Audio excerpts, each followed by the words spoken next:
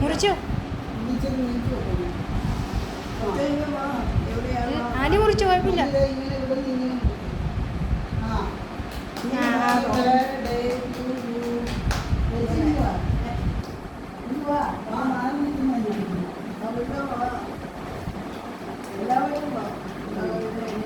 ആ അങ്ങനെ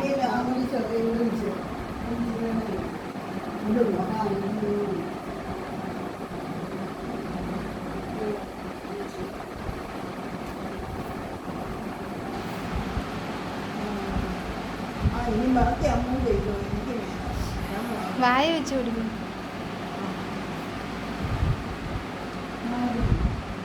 അമ്മ കൊടുത്തോ? ആ ആൻറ്റി ആര്